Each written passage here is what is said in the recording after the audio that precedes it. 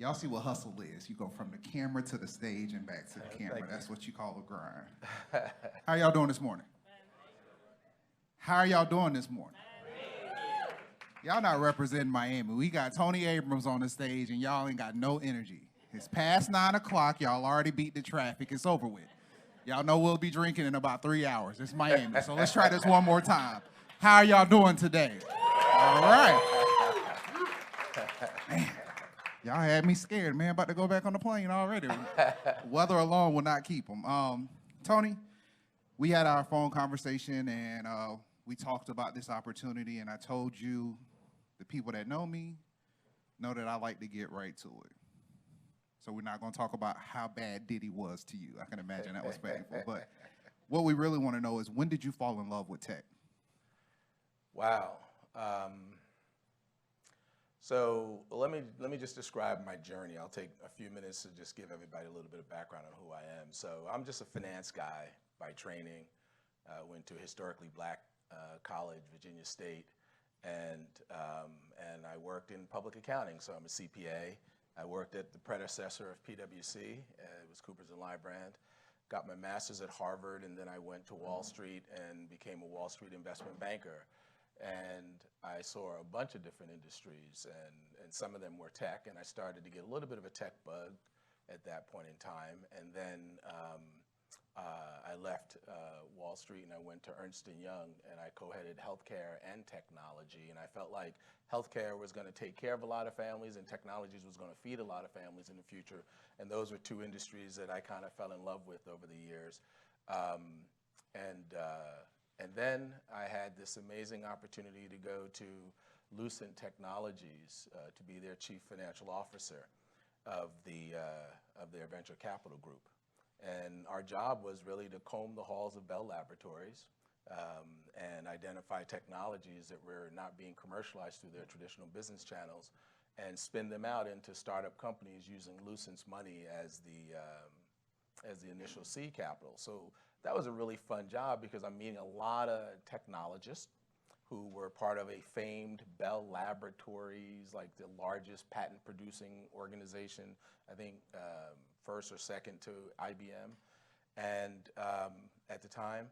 And we were just identifying the coolest technologies in the world that were coming out of there. And so we had this great investment venture capital group. We invested like $250 million of Lucent's money. We generated about a 70% return on investment, and we brought in maybe $500 million of third-party investors alongside of us on some really cool initiatives. And Lucent had their woes, and we raised $180 million with a group out of England, and we bought our portfolio from Lucent, and we formed a venture capital group called New Venture Partners. And we took our show on the road, and we started partnering with research-intensive companies to spin technologies out of their research centers. And so we partnered with companies like Motorola and IBM and Cisco and Intel and Lucent and others, and we're spinning technologies out of their research center. And now I'm just full on tech at this point in time. And we raised our fund. Our fund grew to about $750 million under management. And we were just tech investors. I sat on like 9 or 10 investment boards and learned a lot about what it takes to launch a tech company. And we were making a lot of money. And I think the exciting time was, our claim to fame was, our team sat down with a Bell Labs researcher, and I'm dating myself, so this goes back like 20 years. And so you were basically working when you were 7, because you look very young. We get it. So yeah, I'm dating myself. And it seems kind of funny today, but he says over lunch, wouldn't it be cool if you can connect your laptop to your corporate network remotely and not lose connectivity while driving down the highway at 70 miles an hour? Because at the time, you can connect to your corporate network, but you were tethered, right? You dialed in. And we thought, wow, that'd be really cool. You know, you could be productive while you're commuting in on a bus or a train to work, or while you're traveling and stuff. And we thought that'd be really cool. So he pulls out a napkin and he starts drawing lightning bolts and squares and triangles. And he says, this is how you have to manage packet data in order to do that. And so we thought that was really cool, and we seed funded that napkin, $5 million, using Lucent's money. See, John, it's not that hard to give people money. See, $5 million from a napkin. And it was other people's money too, which is kind of funny, right? And we brought in a professional management team. We brought in the engineering team from Bell Labs, and we raised about another $100 million with outside venture capital firms. And we grew that company over a few years, and we sold it to Qualcomm for $850 million.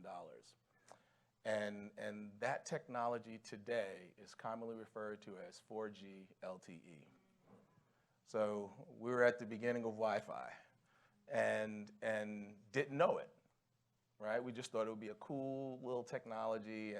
And the reality is that Qualcomm really had miniaturization and mobilization as part of their core strategies. We were just talking about being able to plug a laptop and move around, right?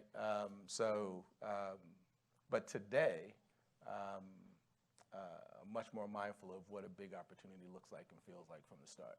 So I have to tell you, you know how you tell yourself, because we have to prep for some of this stuff. I heard the story the first time, and it's like, oh, I got to act surprised when I hear it the second time. You still get chills when you hear it, because it's like, really, from a napkin, that's what you came up with. Yeah. But did you have any hardship of actually raising funds? We already know about what we see as issues with diversity and just the aspects of it.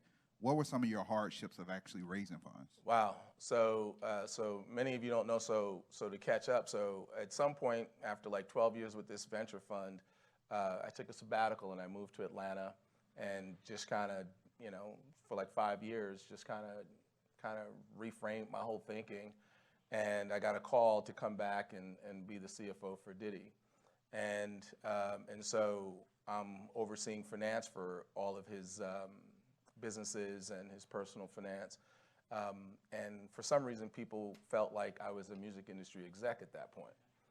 And at that point, you know, like this is 2013, so Bad Boy was a catalog. You know, he was doing Ciroc and Revolt and Sean John and other things and making money. And music was just sort of a catalog at that time. And so I never saw myself as a music exec.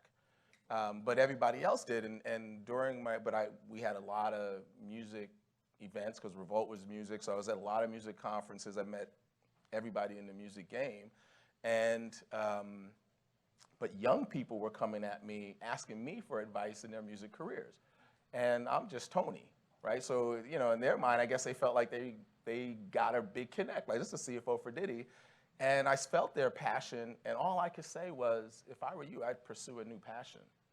Because music is hard, and it's, you know, I didn't even hear the music. I'm just slaying their dreams. And